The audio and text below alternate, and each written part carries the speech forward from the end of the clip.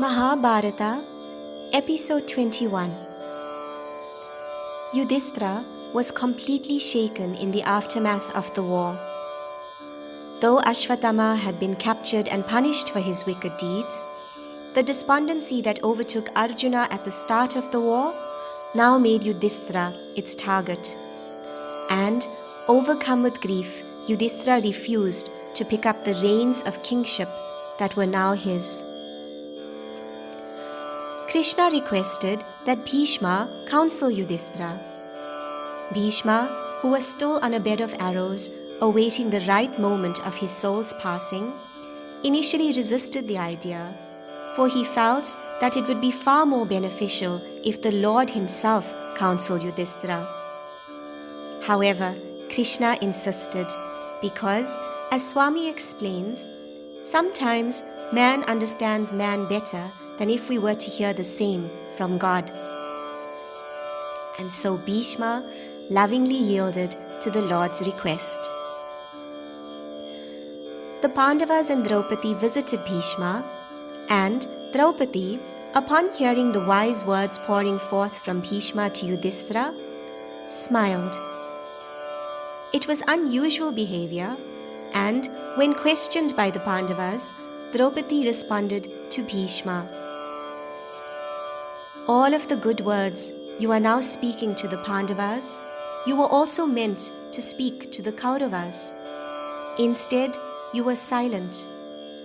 I am wondering, why didn't you say these same things to the Kauravas when I faced humiliation in court?" Bhishma responded, "The money I earned and the food that I ate were not righteous. The people I met and moved about with were not righteous. All of that spoiled my blood. Every particle of my blood was suffused with that adharma. Arjuna's arrows helped drain all of the polluted blood from my body. Hence, all my innate good qualities are now surfacing." This heartfelt revelation is a reminder to us of Swami's guidance on the effects of food and company on our mind.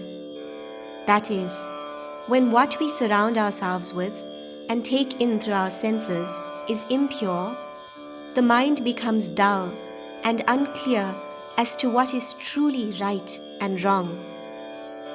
This clouds our true character, which is righteous. We are not what our minds make us to be. We are, as Bhishma truly was, divine and pure.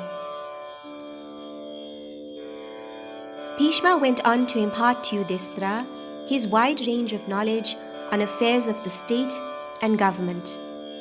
And in the course of that dialogue, Bhishma composed on the spot the eternal hymn of praise of Lord Narayana, containing over 1,000 different descriptions of the Lord.